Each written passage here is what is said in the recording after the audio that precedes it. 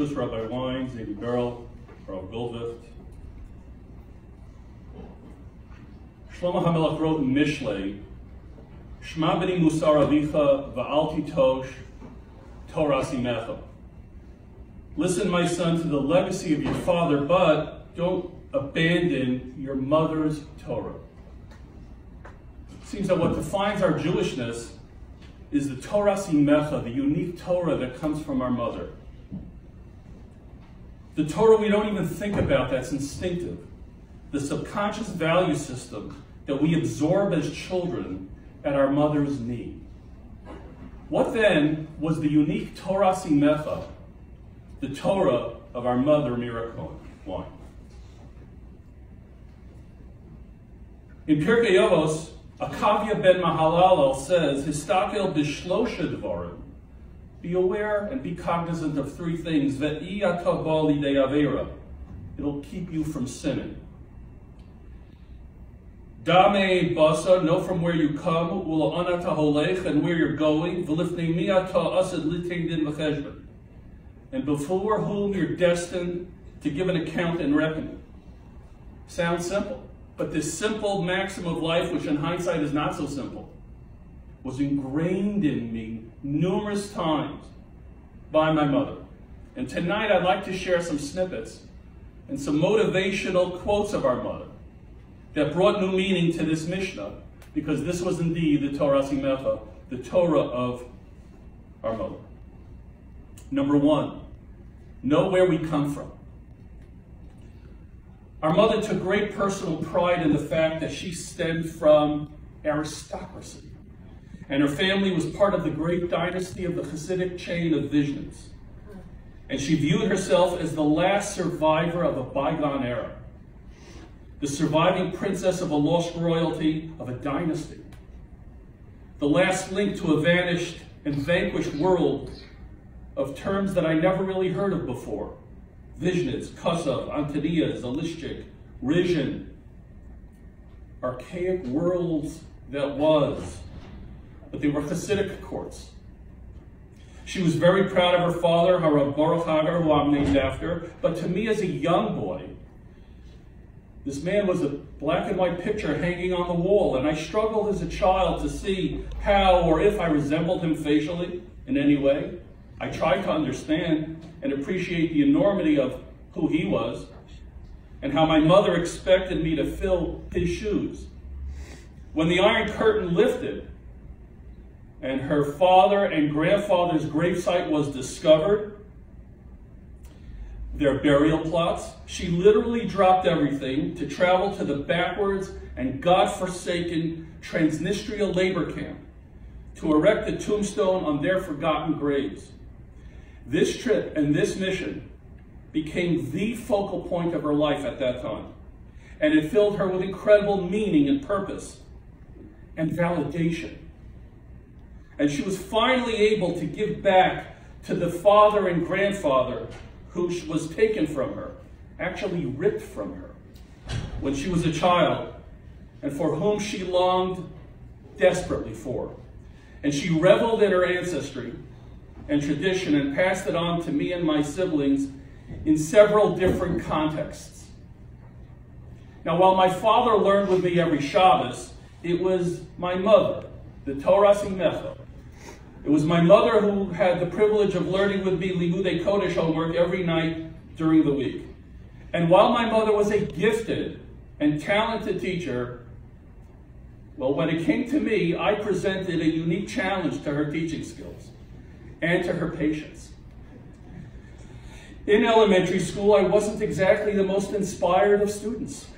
I had lackluster grades. I was in the company of brilliant classmates who became Regent Scholars winners. They eclipsed me in many ways. I preferred playing basketball, watching TV, reading science fiction, and writing comedy. Yet, my mother would not give up or let up on wanting her son to be well-versed in Torah. She wanted me to share her excitement with the beautiful Dvar Torah. When she read a Rashi to me, she understood the rhythm, the rhetoric questions, She always expected me to tap into the beauty of the melody of Torah, the rhythm of Torah, the song of Torah. And it was totally and completely beyond her that her own son had trouble grasping what Rashi was saying. It was so obvious to her. It sang to her, it resonated in her. And why wasn't it equally obvious to me? She loved going to shiurim by Rabbi Moshe Chait, Rabbi Ralph Pelkowitz, and Rav Meir Goldwith.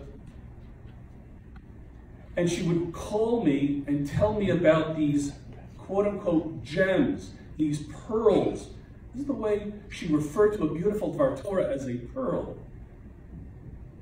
And she called me with excitement and appreciation. She wanted me to absorb her love of Torah and her love for Eretz Yisrael.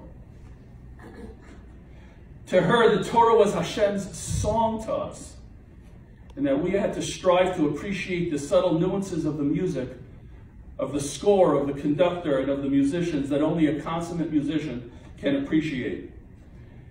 And my mother's Ivrit and her Yiddish was of the richest quality and fiber.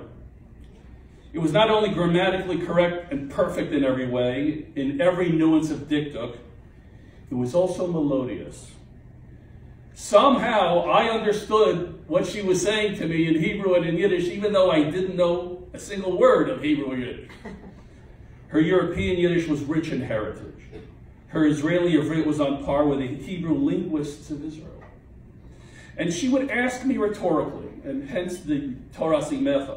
And I could hear her voice saying this to me hundreds of times. I'm going to share these motivational quotes with you. She would call me Baruch, affectionately. Baruch, how do you expect to ever become a Talmid Chacham like your father and your Zaydis if you don't learn Torah?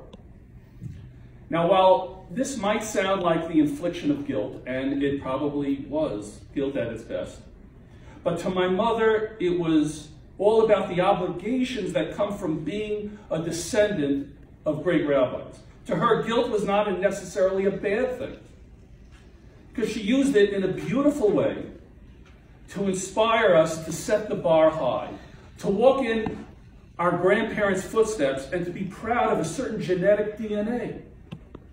It was about knowing where we came from. It wasn't a mere genealogical biography on a resume. Where we came from carried with it and brought with it a heavy responsibility to perform. She had this vision for me to embrace, to make my own. She presented herself regally, not out of vanity, but rather out of an aristocratic bearing and heritage that she represented. And she projected a magnificent expectation to follow in the footsteps of her illustrious family, zichus, and aristocracy. And she wanted accomplishment in Torah and greatness. Mommy was a great, gifted storyteller of her life that was in Chernovitz, Romania, before the Nazis took everything away from her. And her beautiful and hypnotic stories were always sprinkled and peppered with humor, with inspiration, goodness, moral clarity, and justice. Even the stories of Mesiras Nefesh and sacrifice by her family in the horrors of the Transnistria concentration camp were not shared to torment, not shared to guilt, not shared to cause terror, but were shared to inspire and instruct. She never stopped speaking about how there were 45 members of her family who entered that German labor camp, but only 5 were able to eventually escape death. Of how, as a very small child, she was forced to witness her father and grandfather both die on the same day from typhus. Yet they observed the Torah's laws under the harshest of circumstances. Of how she and her brother and mother survived that ordeal and in 1946 were able to arrive to then Palestine before the state of Israel was established. And how she spent the remainder of her youth in a girls' orphanage in Bnei Brak, because her mom did not have the financial funds or wherewithal to raise her at home. Her stories were lessons in fortitude, faith, and unbounded courage about where she came from. She employed other techniques to convince me to learn. I oftentimes heard her say to me, Baruch, how do you expect to learn Torah with your sons like Daddy does with you if you don't know how to learn on your own? Well, that was a different attack. With this different motivational strategy, she was in essence telling me that transmitting her Masorah to my future children, I was a kid at the time, was a foregone conclusion. Her motivation was to make us realize that her link in the chain didn't end with her, but continued through her to us. That we are critical links in a chain of greatness that can have no future and can have no continuity unless we work hard to make something of ourselves. She instilled within us a profound sense of achrayus and responsibility to perpetuate what was lost in the Holocaust and to forge a destiny of greatness. Number 2, to know where you're going in life. Mommy believed that what comes around goes around. She believed in reward and punishment. She believed in the world to come. And her reference to those people in Gehenna, they would quote unquote rot in hell. She believed in it. I recall my mother teaching me about a famous Tana named Rav Chanina ben Dosa, and had a wife, and they were suffering from crushing poverty. And she asked her husband to pray to Hashem to alleviate their crushing poverty, and how Hashem answered their prayers by showing them a hand descending from heaven, giving them a leg of a golden table to ease their financial plight. And how that night she dreamed that in the future, in the world to come, the righteous will eat at a golden table that had 3 legs, but she would only be eating on a table that only had 2 legs, and wobbled and tippy-toed over because it was not stable. That Rabbi Chanina ben Dosa and his wife didn't want that fate, and prayed that the divine hand take the golden leg back. Mommy referred to this Mishneh all the time to me, and used it in several different permutations. Baruch, what kind of table do you want in Shemayim? Baruch, do you want your Zaydis to see you sitting in the lecture hall up in Shemayim on a wobbly table? And the third permutation was, Baruch, how do you expect to follow the shiurim up in Shemayim, and how can you show your face to my parents if you're in Amaretz? Again, this might sound like guilt, and again, it might be, but interestingly enough, it never turned me off from learning, but instead detonated some internal truths within me, and I found myself tapping into what she was saying. And it was all knowing about where I'm ultimately going. She knew that the ultimate destination for us as Jews is admission upstairs. My mother was always fond of pointing out to young, upstanding yeshiva bachrim in Bayswater and Far Rockaway, whom she believed would serve as positive role models for us to emulate. A walk back from shul, besides saying hello to everybody, included, you see that yeshiva bacher? I would name them, Rabbi Baruch Chait, Rabbi Tippy Waxman. These were the examples of who my mother felt were young men on the right track in life, who were made out of the right stuff. And she wanted me to emulate these young yeshiva bachrim. She wanted us to focus on life and not be aimless. She projected a vision of what she wanted of me, of being an Orthodox, God-fearing family man, providing for my family in a respectful manner, to be a man of integrity and virtue, making a Kiddush Hashem in my life. As an aside, my mother constantly warned me with a different motivational technique, and she warned me to take my studies seriously, because if I don't, one day I could end up digging ditches for the New York Sanitation Department. She would try to motivate me with this line: Baruch, do you want to become a truck driver when you grow up? For the longest time as a kid, I thought that being a truck driver and a sanitation man was the worst possible thing, worst fate that one could do for oneself. But again, it was all about knowing where we're going. Number 3, to know before whom we're destined to give an account and reckoning. My mother had an elegant way of referring to death, and that was, quote unquote, after 120. Now, as a kid, I was never really sure what 120 was. Was it a place? Is that where one goes to die at 100? There's a place called 120? It wasn't until I realized the Torah significance of the year 120. I recall once when our father was driving us into Manhattan, I was staring at all the big buildings and the skyscrapers in the back seat. And we drove by an office building with the address 120 Manhattan Avenue, and I freaked out, thinking, oh my God, this is bad, stay away. But when my mother saw someone err, and my mother saw someone sin and make a chil Hashem, her response was always, he'll get his after 120. She believed in reward and punishment.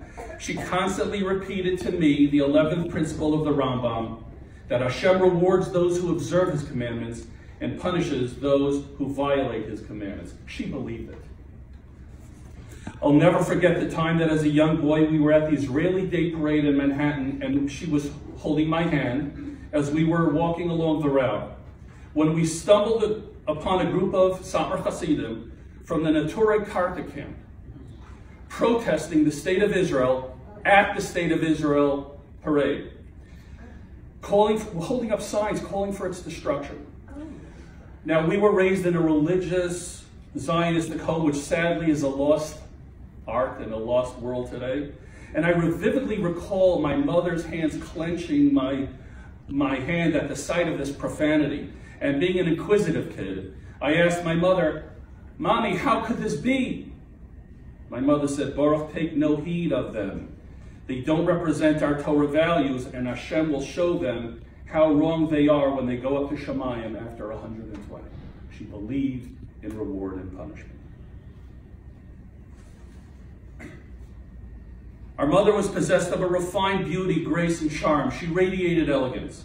Yet, as Zadie Berel said at the funeral, she disappeared for us 16 months earlier, when she suddenly and quickly developed the dreaded dementia that robbed her of her memory, speech, and personality.